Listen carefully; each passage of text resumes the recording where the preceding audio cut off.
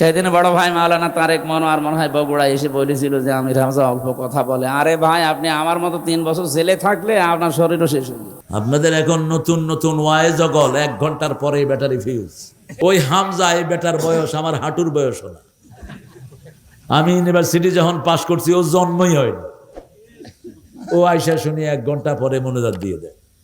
আবার যেগুলো আছে ওই যে ছোট ছোট রফিক আরো কে কে আছে, একদম এদের কি অবস্থা বলুন তো। আসসালামু আলাইকুম প্রিয় দিনী ভাই বোনেরা, কেমন আছেন? আশা করছি সকলে অনেক ভালো আছেন। তো ভিডিওর শুরুতে কয়েকটি ক্লিপ, টাইটেল এবং থাম্বনেল দেখে অবশ্যই বুঝে গিয়েছেন যে আজকের ভিডিওটি কেমন হতে চলেছে। জি, আজকের ভিডিওটি একটু ভিন্ন রকমের। আমাদের মুফতি আমির হামজাকে নিয়ে আল্লামা তারেক মনোয়ার কি মন্তব্যটি করলেন, তো শুরুতে ক্লিপ দেখে বুঝতে পারছেন, কিন্তু কেন করলেন তো এর বিস্তারিত আমরা জেনে নিব। তো এই কথার প্রেক্ষাপটে আমাদের মুফতি আমির হামজা হুজুর কি বললেন তাকে, তো উচিত জবাবটা দিয়ে দিয়েছেন। তো আমরা সেই ভিডিওটি এখন দেখব। ভিডিওটি ভালো লাগলে অবশ্যই ভিডিওতে একটি লাইক দিবেন, কমেন্ট করে জানিয়ে যাবেন যে আজকের ভিডিওটি আপনাদের কাছে কেমন হয়েছে। নিত্য নতুন এরকম ভিডিও পেতে আমাদের চ্যানেলটিকে সাবস্ক্রাইব করে রাখতে পারেন। অলরেডি সাবস্ক্রাইব করলে থ্যাংক ইউ সো মাচ। তো চলুন মূল ভিডিওটি শুরু করা যাক। সেদিন বড় ভাই মাওলানা তারেক মনোয়ার মনে হয় বগুড়া এসে বলেছিল যে আমির হামজা অল্প কথা বলে। আরে ভাই, আপনি আমার মতো 3 বছর জেলে থাকলে আপনার শরীরও শেষ হয়ে যাবে। আপনাদের এখন নতুন নতুন ওয়াইজ জগল 1 ঘন্টার পরে ব্যাটারি ফিউজ। আর অবশ্যই বলে যাবেন যে তার কথাগুলো কি ঠিক হয়েছে কিনা, তারেক মনোয়ারের এরকম মন্তব্য করাটা কি ঠিক হয়েছে। ওরা যদি 45 মিনিট করে, আমার তো 20 মিনিট করা উচিত। কি করছেন কি? ওই হামজা এই বেটার বয়স আমার হাঁটুর বয়স না। আমি ইউনিভার্সিটি যখন পাশ করছি ও জন্মই হয়নি। ও আইসা শুনি 1 ঘন্টা পরে মনোজাত দিয়ে দেয়।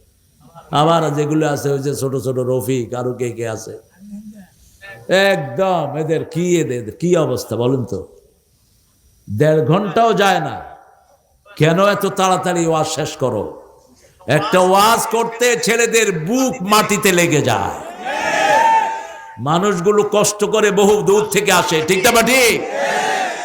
ঠট করে উঠবার, সিট করে ছেড়ে দিবা, এটা যেন না হয়। আল্লামা সাইদি রাহমাহুল্লাহকে দেখতাম, এই যে আমি আপনাদের কাছে অনুমতি চাইলাম এখন, এই ঠিক এটা উনি করতেন। যত বড় হোক যত ছোট হোক, মাহফিলের আগে কমিটিকে বলতো দোয়া করব। কমিটি যতক্ষণ বলতো না করেন না, ততক্ষণ করতেন না। কত বিশাল মনের মানুষ, আল্লাহ তার কবরকে জান্নাতুল ফেরদাউস বানায়। আমিন।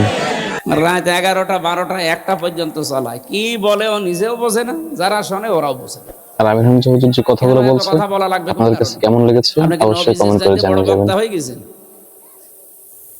সেদিন বড় ভাই মাওলানা তারেক মনোয়ার মনে হয় বগুড়া এসে বলেছিল যে আমির হামজা অল্প কথা বলে। আরে ভাই, আপনি আমার মতো 3 বছর জেলে থাকলে আপনার শরীরও শেষ হয়ে যাবে। ঠিক।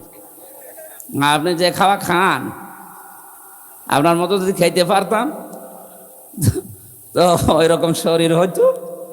আরে আধা ঘন্টা 1 ঘন্টা, আমিও 2-3 ঘন্টা চালাতে পারতাম।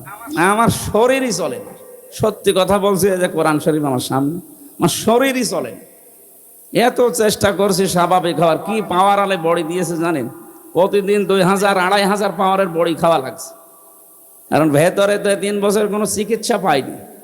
আমি মরে গেলে ওরা ডাক্তারের কাছে নিয়ে যেত না। কত রকমের রোগ আমার এই শরীরে বাসা বেঁধেছে। এরপরও যে বেরিয়ে বেড়াচ্ছি, আল্লাহর রহমত ছাড়া আর কিছু না। কিন্তু আপনাদের মানা লাগবে, রাত 9টার ভেতরে প্রধান বক্তা তুলে দেবেন, অন্তত আমারে। যারা সারা রাত ব্যাপী করে তাদেরকে নিয়ে আসেন, আমার কোনো দরকার নেই।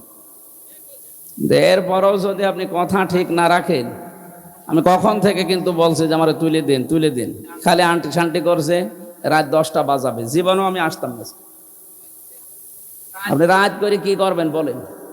মানুষের ফজরের নামাজ পড়া লাগবে না? তাহাজ্জুদ নেই এদের, সকালে কর্মজীবন নেই, আর আমার তো বাঁচা লাগবে নাকি? তো প্রিভিউয়ার্স, আজকের ভিডিওটা এই পর্যন্ত। ভিডিওটি ভালো লাগলে অবশ্যই একটা লাইক দেবেন, কমেন্ট করে জানিয়ে যাবেন যে ভিডিওটি কেমন হয়েছে। আর মন থেকে বলবেন যে আপনি কোন বক্তাকে বেশি পছন্দ করেন। আর চ্যানেলটি সাবস্ক্রাইব করে রাখবেন নিত্য নতুন ভিডিও পেতে। দেখা হচ্ছে নতুন আরো একটা ভিডিওতে। ততক্ষণ সবাই ভালো থাকুন, সুস্থ থাকুন। আল্লাহ হাফেজ।